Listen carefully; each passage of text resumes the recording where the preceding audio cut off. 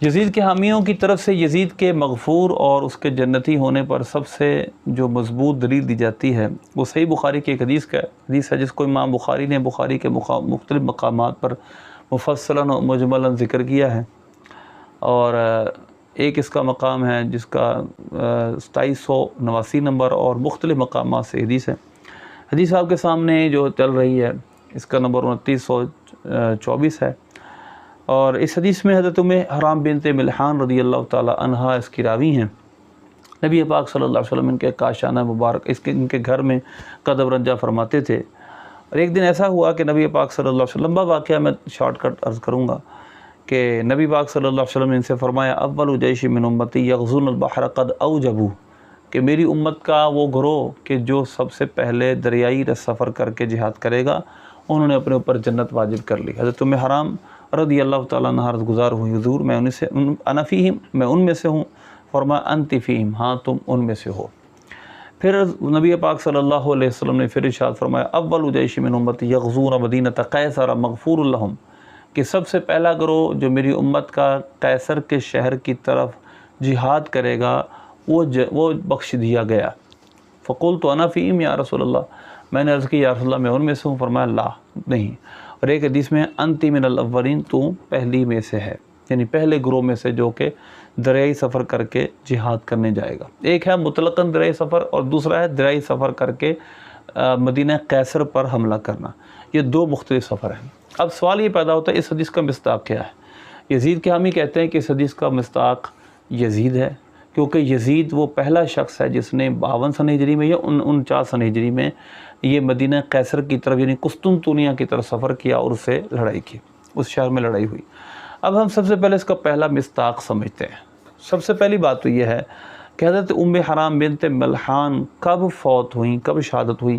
یہ میرے سامنے البدایہ والنہایہ ہے، اس کی دوسری جلد جو میرے پاس ہے برود کی، اس کا صفحہ نمبر 1431 ہے۔ اس میں صراحتاً لکھا ہے ثم دخلت، آپ کی اسکرین پر چل رہی ہے کہ اس کے بعد 28 سنہ ہجری شروع ہوا، اور اس میں فتح قبرص ہوئی، اور اس کے اندر لکھا ہے حضرت وہی ساری حدیث بھی لکھی ہے، وہی حدیث کا حوالہ ریفرنس بھی دیا ہے، اور یہ بھی بتایا ہے کہ حضرت حرام بنت ملحان اسی غزوے میں شہادت پائی، آپ نے فوت ہو گئی۔ تو لہذا یہ جو غزوہ ہے جس میں حضرت حرام بنت ملحان فوت ہوئیں، حضرت عثمان غنی رضی اللہ تعالیٰ کے دور میں ہوا، اور حضرت امیر معاویہ رضی اللہ تعالیٰ عنہ اس لشکر کے حضرت عثمان غنی کے دور میں ہوا، حضرت امیر معاویہ اس کے سپہ سالار تھے۔ تو یہ بات یاد رہے کہ یہ پہلے ہو چکا تھا۔ اس کے بعد جو دوسری بات ہے اور وہ یہ ہے کہ کیا اس حدیث کے مصداق جو دوسری حدیث قسطنطنیہ ہے اس کا مصداق یزید ہے جو کوئی اور ہے؟ اب ہم سب سے پہلے سمجھتے یہ ہیں کہ اس حدیث کا مصداق کون ہے۔ میں آپ کے سامنے پہلے تو یہ ڈیٹیل عرض کرتا ہوں کہ مدینہ قیصر پر، روم کے شہروں پر حملہ کس کس نے کیا۔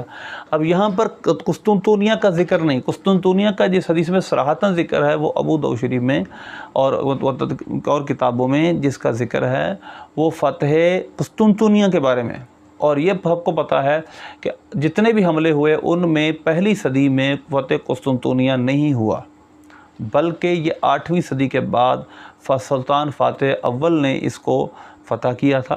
سلطان محمد فاتح نے جو عثمانی سلطنت کا ایک رکن تھا، بیٹا تھا عثمان غازی کا، لہٰذا اس کی اولاد میں آتا ہے، تو اس نے فتح کیا تھا، تو لہٰذا پہلی صدی میں حملے ہوئے ہیں لیکن فتح نہیں ہوا۔ اب اس میں ہے کہ اول جیش من امتی، جو سب سے پہلا گروہ۔ اب سب سے پہلا گروہ کون سا ہے؟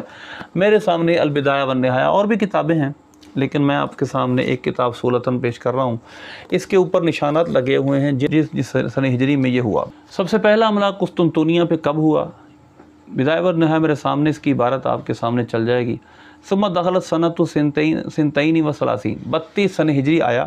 فیہا غزا معاویۃ بلاد الرومی حتی بلغ مضیق قسطنطنیہ، اور یہاں پہلا غزوہ، پہلا حملہ جو ہوا وہ 32 سنہ ہجری میں حضرت امیر معاویہ رضی اللہ تعالیٰ عنہ نے حضرت عثمان غنی کے اجازت سے بلاد روم پر کیا، یہاں تک کہ آپ قسطنطنیہ پہنچ گئے، اس کی دہلیز تک گئے۔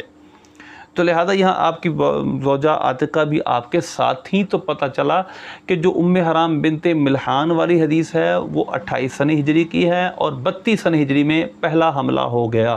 تو اس حدیث کے پہلے میں مصداق حضرت امیر معاویہ بنتے ہیں، کیونکہ میں بعد بھی تفصیل ڈیٹیل ذکر کروں گا انتی من الاولین کا مطلب کیا ہے۔ اس کے بعد دوسرا حملہ جو ہوا اسی کتاب کے اندر لکھا ہے وہ 42 سنہ ہجری میں ہوا۔ 43 سنہ ہجری میں جو حملہ ہوا اس کے سپہ سالار تھے بسر بن ابی ارطال۔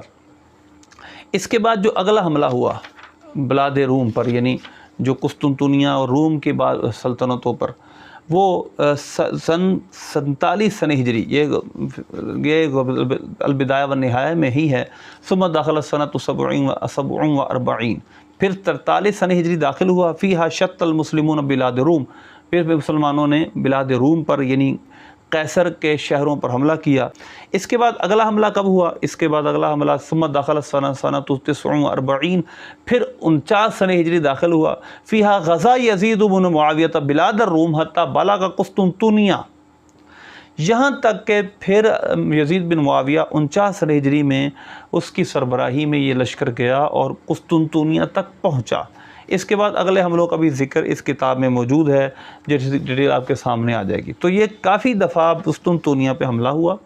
اب اس قسطنطنیہ میں حملے پر ظاہر ہے کہ پہلی صدی میں تو دوسری صدی میں تیسری صدی 8ویں صدی کے بعد جا کر قسطنطنیہ فتح ہوا، جس کو استنبول کہا جاتا ہے۔ تو اب اس سے پتہ چلا کہ پہلا حملہ جو ہوا تھا اس کا سپہ سالار قطن وہ یزید نہیں تھا۔ تو یزید کو کھینچ تان کر اس حدیث کا مصداق بنانا قطعاً درست نہیں۔ اب ایک اور حملے کا ذکر ہے قسطنطنیہ پر جو صراحتاً ذکر ہے، اور یہ کتاب الجہاد ابو داؤد شریف کی حدیث نمبر 2512 ہے۔ اسی طرح یہ جامع ترمذی کی حدیث نمبر 2972 ہے، یہ آپ کی اسکرین پر چل جائے گی۔ تو اس میں وَلَا تُلْقُوا بِأَيْدِيكُمْ إِلَى التَّهْلُكَةِ وَأَحْسِنُوا الجہاد کے باب میں ابو داؤد صاحب کتاب علامہ ابو داؤد نے اس کو ذکر کیا، اسی طرح امام ترمذی نے اس کو کتاب التفسیر میں ذکر کیا۔ روایت یہ ہے کہ راوی کہتے ہیں غزونا من المدینۃ نرید القسطنطنیہ وعلی الجماعۃ عبد الرحمن بن خالد بن ولید، کہ ہم نے قسطنطنیہ کا ارادہ کیا اور ہماری جماعت کے امیر تھے عبد الرحمن بن خالد بن ولید۔ والروم ملصقوا ظہورہم بحات المدینۃ، کہ جو رومی تھے انہوں نے اپنی جو پیٹھیں تھیں وہ اپنی دیواروں کے ساتھ ملائی ہوئی تھیں، یعنی ہم سے لڑنے کے لیے تیار تھے۔ تو اب یہاں پر دیکھیے کہ اس غزوے میں حضرت عبد الرحمن بن خالد کا ذکر ہے جو اس کے سپہ سالار تھے، اور یہ وہ ہے کہ جس کا ذکر میں نے کیا ہے 43 یا 44 سنہ ہجری میں جو غزوہ ہوا، یعنی یزید کے حملے سے پہلے قسطنطنیہ پہنچ چکے تھے۔ تو کسی طرح بھی یزید کے حملے کو پہلا حملہ نہیں کہا جا سکتا، اور کسی صورت بھی یزید کو اس حدیث کا مصداق نہیں بنایا جا سکتا۔ پہلی بات یہ کہ ہم یزید کو اس کا مصداق مانتے نہیں۔ اگر پھر بھی کوئی کھینچ تان کر یزید کو اس کا مصداق مانتا ہے تو پھر اس کا جواب یہ ہے کہ اس حدیث میں مغفور لہم جو لفظ ہے مغفور لہم، اس کا کیا مطلب ہے؟ اور دوسرا اعتراض یہ کہ حضور نے فرمایا انتی من الاولین، تو اگر یہ مان لیا جائے کہ جس کا ذکر پہلے ہے وہ چیز زمانہ بھی پہلے ہے، جو اگر یوں مان لیا جائے کہ جس چیز کا ذکر پہلے ہے وہ زمانے کے اعتبار سے پہلے ہے، تو بھی 28 سنہ ہجری میں حرام بنت ملحان والا غزوہ ہو چکا تھا، 32 سنہ ہجری میں پہلا حملہ ہوا، تو پھر بھی زمانے کے اعتبار سے بھی پہلا حملہ بعد میں ہوا، اگرچہ اس پر اور بھی باتیں ہو سکتی۔ تو لہذا پہلی بات تو یہ ہے انتی من الاولین، اول ذکر مطلب ہے یعنی جس کا پہلے ذکر ہوا اے حرام تو ان میں سے ہے، آخر ذکر میں نہیں ہے۔ ذکر کے اعتبار سے تو مدینہ قیصر کی جو حدیث ہے اس کا ذکر بعد میں ہے، لیکن زمانے کے اعتبار سے پہلے بعد بھی اس کا حدیث میں ذکر نہیں ہے۔ لیکن پھر بھی اگر دیکھا جائے تو حضرت حرام بنت ملحان جس غزوے میں شریک تھیں وہ غزوہ 28 سنہ ہجری کا ہے، اور اس کے بعد پھر یہ سارے مدینہ قیصر پہ حملے شروع ہے قسطنطنیہ پہ۔ لیکن پھر بھی اگر کہ نہیں ہم اس میں یزید کو ہی مانیں گے، یزید کا حملہ پہلا حملہ مانیں گے، چل اصرار کے باوجود ہم آپ کے سامنے یہ بات کر دیتے ہیں کہ اس پہ اور روایتوں میں کیا کلام ہے، یہ سب اپنی جگہ۔ لیکن اس کے ساتھ ساتھ اگر مغفور لہم پہ غور کر لیا جائے تو جتنے بھی شارحین روایت، اکثر جو شارحین بخاری ہیں، مثلا علامہ ابن حجر عسقلانی رحمۃ اللہ علیہ، دیکھیں فتح الباری میں کیا لکھتے ہیں، فتح الباری میں انہوں نے لکھا ہے کہ اس کا مطلب یہ ہے کہ جو شرط ایمان جس کے اندر پائی جائے گی، شرط مغفرت پائی جائے گی، یعنی ایمان، اس کا مطلب یہ ہے کہ اس کا ایمان تو پہلے ثابت ہو۔ یہی تقریباً سب شارحین بخاری نے بات کہی ہے۔ لیکن اگر پھر بھی کوئی مصر رہے نہیں اس میں یزید کو کہ ذکر ہے تو وہ مغفور لہم ہے، تو اس کا پھر جواب یہ ہے تو اس کے گزشتہ گناہ معاف ہوئے۔ اس کے بعد جو اس نے امام حسین سے کیا، جو واقعہ حرہ ہوا، وہ معاف نہیں ہے، اس کا ذکر یہاں حدیثوں میں نہیں ہے۔ دیکھیں مطلقاً کچھ حدیثیں میں آپ کے سامنے بیان کرتا ہوں جن میں مغفرت کا ذکر ہے، جن میں کچھ اعمال کے کرنے پر مغفرت کا ذکر ہے۔ صحیح بخاری میں ہے کہ من قام رمضان ایمان و احتسابا غفر له ما تقدم من ذنبه، جو ایمان اور احتساب کے ساتھ رمضان کا روزہ رکھے گا، اسی طرح جو رات میں قیام کرے گا، اسی طرح جو اعتکاف، تینوں کے بارے میں حدیث ہے، اس کے گزشتہ گناہ معاف کر دیے جائیں گے۔ ایک بات یہ ہے کہ اس کے گزشتہ گناہ معاف کر دیے جائیں گے، تو غفر له کا مطلب ہے گزشتہ گناہ۔ اسی طرح ابو داؤد شریف کی ایک حدیث ہے جس کے اندر جہاد کا بھی ایک فضائل میں ذکر بھی ہے، اور ایک نفلی عبادت کرنے پر، یعنی فرضوں کے بعد جو سنتیں ہیں نفل ہیں ان کے بارے میں ہے، من صلی فی یوم ثنتی عشر رکعۃ تطوعا بنی لہ بہن بیت فی الجنت، کہ جو شخص 12 رکعتیں پڑھے جو تطوع ہیں، جو نفلی ہیں، یعنی وہ فرضوں کے زائد ہیں، اس کے لیے اس کے بدلے جنت کے اندر گھر بنایا جائے گا۔ اب کوئی 12 رکعتیں پڑھ لے تو آپ کہیں آپ کا جنت میں گھر بن گیا، کوئی سرٹینٹی کے ساتھ بات نہیں کر سکتا، کیونکہ اس کے اندر دو چیزیں ہوتی ہیں، ایک تو وہ اس وقت بھی اس کے بعد مغفرت کا جو شرط ہے ایمان ہے کہ نہیں، نمبر 2 اس کا خاتمہ بھی ایمان پہ ہو، انما الاعمال بالخواتیم، کیونکہ اعمال کا دار و مدار خاتموں پر ہے، تو اعمال کا دار و مدار جب خاتموں پہ ہے، اس کا خاتمہ کیا ہوا یہ دیکھنا پڑے گا۔ اسی طرح مشہور حدیث ہے من قال لا الہ الا اللہ داخل الجنہ، جس نے لا الہ الا اللہ کہہ دیا وہ جنت میں جائے گا۔ اب کیا جو بھی کلمہ گو ہے وہ کیسے ہی اعمال کرے وہ جنت ہی ہے؟ یقیناً آپ کہیں گے اس کی کچھ شرائط و قیودات ہیں۔ یہ حدیث اگرچہ لفظاً تو مطلقاً ہے لیکن یہ چیز مشروط ہے، ایک تو اس کے باقی عقیدے بھی درست ہوں، باقی ایمان بھی اس کا درست ہو، اور دوسرا اس کا خاتمہ بھی ایمان پہ ہو۔ ایک اور حدیث دیکھیں کتاب الجہاد کی ہے، اس حدیث میں نبی پاک صلی اللہ علیہ وسلم کا ارشاد ہے کہ من قاتل فی سبیل اللہ فواق ناقۃ فقد وجبت لہ الجنہ، جو 2 مرتبہ اونٹنی کے دودھ دھونے کی مقدار جہاد کر لے اس کے لیے جنت واجب ہے۔ اب کوئی یہ جنت اس طرح جہاد کرے اور ہم اس کے لیے کہہ سکتے ہیں تم پہ جنت واجب ہوگی، تم جنتی ہو جو مرضی کرو؟ یقیناً آپ کہیں گے نہیں۔